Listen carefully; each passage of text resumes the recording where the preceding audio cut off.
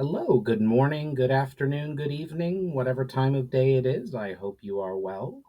My name is John. I'm an author, and I'm here in the first video of what I'm calling Writing Wednesdays, where in which I'm planning on just sort of talking some about my writing process and what I'm and how I go about things, maybe particular details. With this first one, I am going to be talking about the classic question I think just about any writer and or creative person is often asked is how I come up with ideas.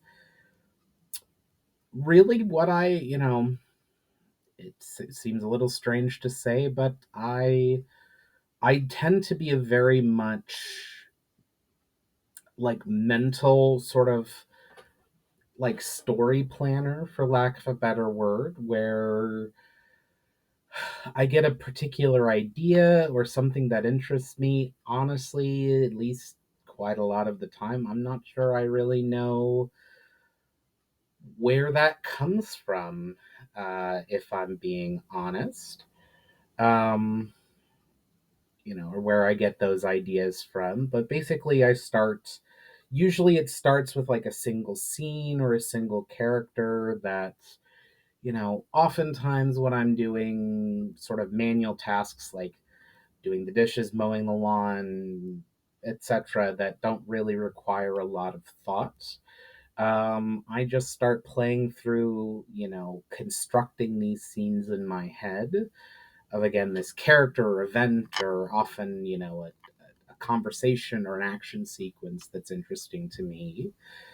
And from there, if I find something that I like and I'm happy with, that tends to become a common theme in my sort of like daydreams or just letting my mind wander while I'm doing, again, some physical task that doesn't require a particularly large amount of thoughts.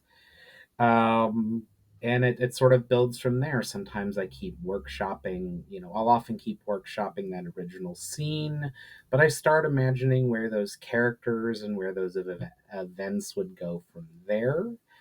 Um, and just sort of evolve and spread out from there.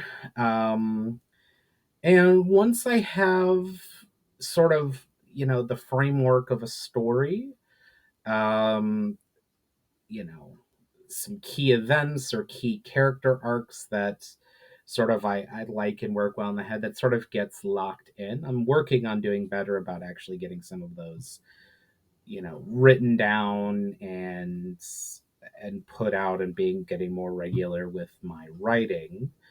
But that's usually what I start with is sort of those ideas. Um, it's a little bit easier with sort of the fantasy series. I've already written two books on. I'm working on the third, where the first three books I intend on sort of being an introduction of some of the core characters I'm going to keep coming back with, some of the core like concepts, like how magic works in this universe and some of the key features of this universe. Um, and so it's become a little bit easier. We'll see when it actually comes to writing these, of like, okay, what other, so this is their character, this is sort of like what I imagine their themes of, what situations do I want to put on there, what's the next exploration. And like I said, I'm in the middle of writing a third book, and I've got scenes that I've got sort of, for lack of a better word, stored and playing around in my head for at least a dozen other ones that I, hope and fully intend on sort of getting to, um, writing and creating. Usually, again, featuring major. What I sort of tend to come up with tend to be major like pieces of dialogue where I'm just sort of playing around with it. How would people speak? How would people interact? How is the sort of information or idea I'm coming with, or major action sequences? Just sort of, conflicts, things like that that people run across, and that's sort of out from which I build out the story. Um, and I tend to do that as well when I'm actually writing. When I'm writing, I just sort of go with I don't plot out. I'm going to talk in a future video a little bit more about sort of how I more specifically how I've come to plotting out my books.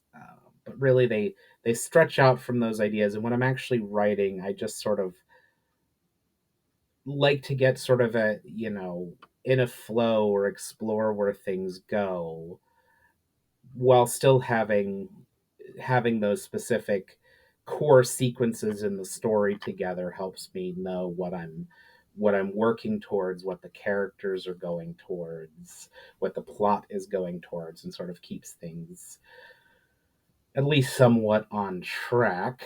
Um, and yeah, I tend to, and that's where a lot of the workshopping goes. If I run into something I'm not sure about, I'll sort of I'll sit back from my keyboard and sort of play out the conversation, or if I need to, take a break, go, you know, let the dogs out or do something with them, or help my wife with something, or run to the restroom, or, you know, it's the conclusion of my writing time for the day, is I'll particularly dedicate that sort of mental time towards, okay, what else needs to happen in this chapter, or what I was in the middle of writing, and sort of where it flows from there. If I'm running into an action or more dramatic sequence, I'll often sort of workshop it in my head, particularly if it's like some kind of like fight or one-on-one duel between characters. I try to imagine like,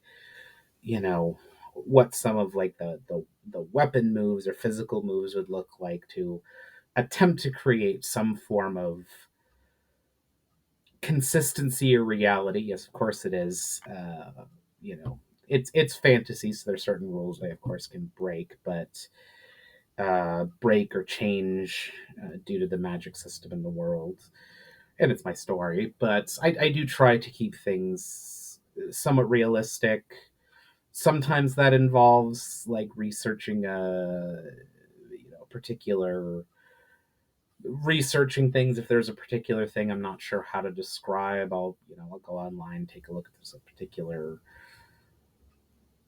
weapon or military formation or landscape where I just need a little bit of help. Often even just seeing a picture or quick description is something I can sort of get in my head. I've always been very good at visualizing things. Same thing with discussions or um, conversations in the story, of sort of just working on how they're going to sound, how to try to make the characters sound a little bit more like consistent point of view. That's something I do often need to do sometimes need to fix in my editing process. Is I suppose it's natural that you know sometimes at least all the parties in the conversation end up sounding a little bit like each other at initial draft because they sound a little bit like me and I'm the one writing it, and that's what editing's for, is going in.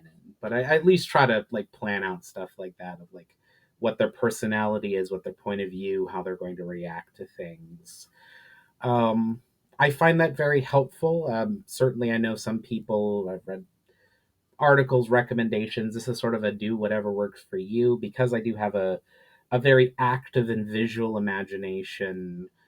I personally find it very easy to sort of do a lot of the workshopping in my head, because I find it very easy to sort of like break down various pieces and sort of, you know, what works, what doesn't work, what's the flow. Ooh, this section here, and sort of like I can just sort of mentally like zoom in on that section or pluck that out and sort of, workshop it, play with wording, play with, actions the characters taking, and that really allows me to to come up with what's going on.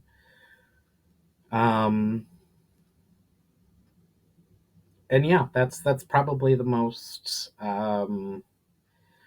That's sort of the gist of how I tend to do a lot of my writing. I've been doing that more and more. I had large chunks of my first book and the Sunburned Red. Uh, Gotta get my own stuff. My first book, The Shadow of the Past. By the time I sat down and write it, because I started coming up with a story in high school, I had sort of most of the story beats in my head. They did change as I got older. I mean, there was big differences in maturity and approach and understanding of the world and what I wanted to do between 20-year-old John writing the first three chapters, 21-year-old John writing the fourth, fifth, and sixth chapters, and then 22-year-old John finishing the rough draft of the rest of the book, and then as I was getting, older and older, doing the editing, running through it, doing more editing, getting feedback from people. Um, the conception of like who I was as a writer, what I wanted the story to be, did certainly change. Um, I'll talk about editing more in another video and some of the things I find challenging and difficult with it. But same thing. By the time I sat down with, I started my second book in the Sunburned Red. I already had a good idea of where the story was going, um, how I wanted it structured, the story I wanted to tell, the themes I wanted to tell, um, and just was able to, you know, once I found the motivation, either something going on, was able to dedicate time to it. Hopefully more regularly now that I'm, been diagnosed and am taking medication and getting therapy for my ADHD, of getting that more regularly, of just, translating all the stuff I've come up with in my head to the page. Um, but yeah, that's how I like to write and come up with stories. I mean, you know, I suspect no writer or creator is able to easily answer the question about where they come from. Sometimes 100% I recognize where the story, where the themes, where the idea came from. That's great. I love that. But sometimes I really don't know. It probably comes from so many other things, and I mean, you know, and sometimes just it's things just click and come to me. One of the chapters, I couldn't even begin to tell you. I probably read something, whatever, but I couldn't even begin to tell you what I had. You know, one of I think the personally, in my personal opinion, one of the best ideas I've had is in my first book, The Shadow of the Past. There's a sequence where my main character, Valinar, um, has to like face this trial and test, and ends up having to fight. As part of the test, has to fight this you know living stone statue that's really this ancient dwarven king. Read the book, please do read the book. It's available on Amazon, but I won't explain it in too much detail. But that was a chapter that I definitely struggled with, of sort of how to present it, like make it interesting. And it just, as I was sort of wrestling with the problem, it just came to me out of the blue. I couldn't even begin, like, I can't trace it. I wish I could, but had the moment of inspiration of telling the story from the point of view of the statue. And I'm really proud of it. I think that chapter came out just with that change, that none of the events of the chapter changed. It was always, it always had the same beginning point, the same ending point, the same events, but just on that inspiration, out of wherever inspiration comes from, I had the idea, to make it a single, to tell it from a different point of view rather than from the point of view of my main character, tell it from the point of view of the statue. And I'm really, really love that. I'm really proud of that. That might be, I've got some other chapters that I've definitely liked. And I've got some stuff in my head that I'm hoping plays out remotely as well, as it comes out, as it sounds and feels in my head. But that might be, kudos, hats off, is from 36-year-old me to 22-year-old me, wherever he got that idea. Um, but yeah, sometimes inspiration just comes out of the blue. But that's how I sort of plan things out and workshop my story. I hope you've enjoyed this video. Like, share, subscribe, leave a comment if there's other aspects of the writing process you're curious to know, or my writing process, I should say. Wouldn't even begin to try to claim to speak on behalf of other authors that you are interested in or would like to know more about. I would love to share that with you and provide some more of my thoughts for future Writing Wednesdays. But in the meantime, I hope you all have a wonderful day, and that your brains are kind to you, and that you have the opportunity to do something fun and creative at some point every day.